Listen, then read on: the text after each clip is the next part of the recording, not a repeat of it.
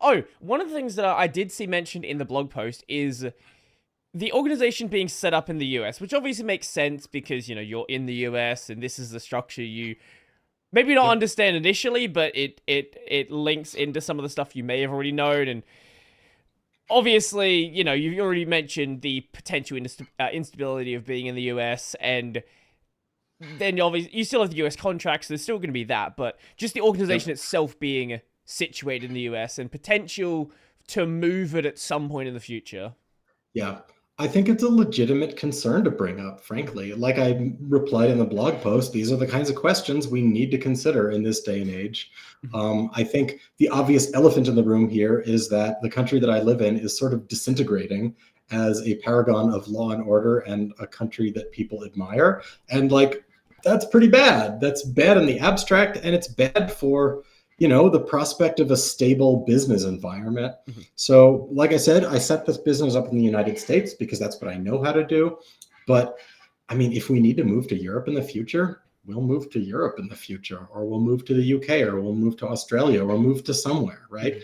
Mhm. One of the benefits of this business being a bunch of people's giant brains is that we're very, very mobile. Like there's nothing to move. Mhm. And I think you can see this in the fact that we moved already from Germany in Blue Systems Mhm. to the United States. Mhm. This was quote unquote just a matter of setting up a new form and hiring everybody and moving the contract over. I mean, that sentence obscures several months of incredibly complex negotiating and planning Mhm. and implementation.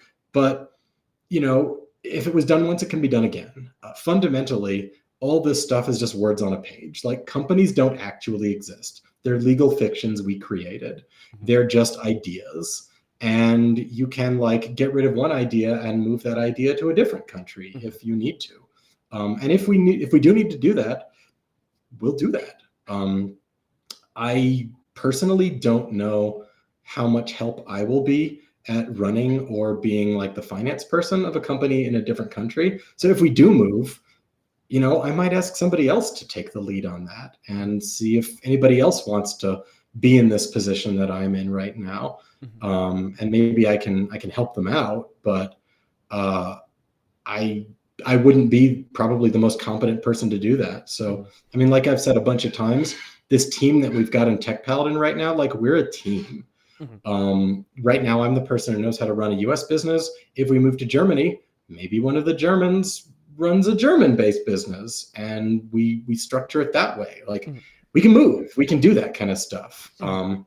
It's actually pretty cool, really, that this business can kind of like bamf across borders as needed. Mhm. Um, and I really hope my country doesn't disintegrate Mhm. and that it doesn't become necessary, because I think it'll be really hard and difficult. And frankly, if at that point we only have money coming in from the United States, Mhm. it's not that big of an advantage anyway, Mhm. because we'll still be subject to like potential US based instability. Right. Um, but it's one of those things that you need to have contingency plans for when you make a company. Mhm. You can't just assume that everything is going to work out forever. You need to plan for shocks and outside events that could disrupt things, and we've done some of that already. Mhm. We're prepared to do more of it, but it's like they say, may you live in interesting times. I feel like we live in interesting times right now, and Mhm. I would probably prefer not to live in interesting times, but I don't have that choice. Mhm. We do. We live here, and we're all just doing the best we can to make the best of Western civilization going through a very stressful and traumatic period, led by my country trying to take everybody down in a murder suicide pact. I don't know. Yeah, I mean, you can't avoid the politics here. Right. You really Right. just can't. Like when you're talking about a bunch of volunteers doing work on software that they don't need to make money from, Mhm. you can avoid the politics to a somewhat large extent. Like there still is politics, but you can avoid it. But Sure. when you start talking about money and employment and cross-border transactions, there's politics. There Right. just is. There's no way around it. Sorry, folks. Mhm. Yeah, it's it's annoying that you have to deal with it. It would be nice if everything was just like nice, stable, everything was just like good. But you know, there's no point sitting around just whining about the way the world is. It's not going to change. So you got to deal with Well, the I hope it problems. changes. Well, sure, I really do hope it changes, but you're but sitting around it's whining kind isn't of going to beyond our change it. control. It's like this is the way it is right now. So I could just sit here doing nothing and just complain about the world, or I can work with what I have and make the best of it. And that's what we're all doing here.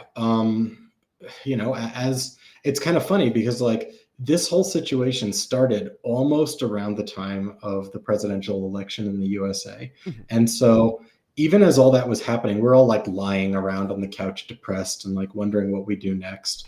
And like a little bit after it became clear that sanity would not prevail, I just found myself thinking, you know what, I can't afford to be upset about this. Like I have a task in front of me that I have to do so that we can all continue to work together in some capacity. And I tried to like block out what was going on in the real world for a while because I couldn't let that distract me, basically. Mhm. And even now, like I try not to do too much.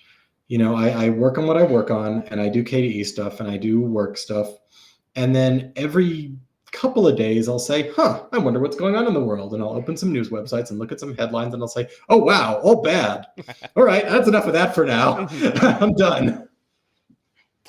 Honestly, a much healthier way to look at it than again, like you can't you're like you sitting there worrying about stuff isn't going to change anything. So rather than stressing yourself out about the way things are in the world, regardless of what country you're in, whether you're in the US, whether you're in anywhere else, like you're not like you worrying about Yeah. the price of eggs, worrying about the price of houses, worrying about house prices here are really bad. If you want a good example of how bad they are, go look at Canada's houses. It's basically that.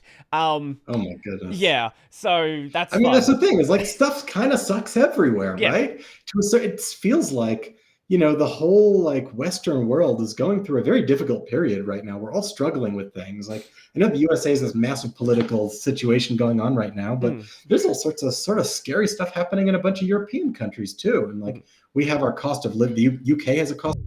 Oh. Oh. Did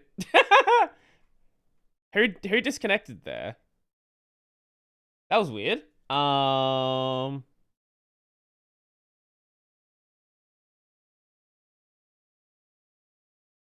Did I don't know what happened there. Did the internet get cut off? Did we Some, explode? something happened. I don't know. And now there's two of me. That's fine. There are two of you. That's Yeah. interesting. That'll go away Well, eventually. okay. Yeah. Yeah. Anyway, I think we were talking about how you can't just like lie around and mope about stuff because there's no matter how bad things are, and things can be quite bad, there's always something you can do about it. Maybe you can't change it and maybe you can't stop it, but there's something you can do to react to it, to try to protect yourself from it. Right. And if there isn't, well, I'm sorry, that sucks. In that case, I guess you just kind of have to have like a Zen attitude about it, and like realize that sometimes life happens to you. Yeah. But you know, here we are, you and I, you know, people in first world countries, like we're extraordinarily privileged, despite how, you know, how annoying some stuff is. Like, oh, housing is too expensive, eggs are too expensive, the currency exchange rates are fluctuating too much. Like, get real. Our lives are great. Like we have people like you and I, we've won the cosmic lottery. Yeah, like, I don't work in a cobalt mine. I feel like so... it's up to people like us to have a little bit of humility about that, because as much better as things could be, you know, if you've got an internet connection, if you have a job, if you have a house, if you have like relationships and a community, like you've won the freaking lottery, man. And you have, and I have, and probably a lot of people watching have. Like, as bad as things in the world seem and as bad as the headlines are, we're all incredibly fortunate people. And I think it's important not to forget that. Like the fact that we're here, we're talking about open source software, right? Like this is already at the top of Maslow's hierarchy of needs. This is the self-actualization tip of that pyramid. Like I'm going to go out on a limb here and guess that nobody watching this show is worrying about where their next meal is coming from. And if you are, well, then stop watching the show and like, oh my gosh, like fix that because you're going to die. And that's really bad. But pretty much all of us are incredibly privileged to be where we are today. So we just got to remember that. We got to count our blessings. Like in times of strife like this, when everything seems bad out there in the world, we just got to remember that like our little circles around us that we can control, that we're within, like those are still pretty good. There's stuff there. Like all is not lost, you know? I would like it if, you know, rule of law appeared to be stable in my country. But I'm going to have to content myself with the fact that I have a beautiful, wonderful wife and 2 children, and I get to work on open source software for a living, which is like, you know, an incredibly blessed, privileged position to be in. So, okay, stuff out there is bad, but like, I'm just incredibly grateful for the stuff that I do have. And I think we all have to refocus on that a little bit.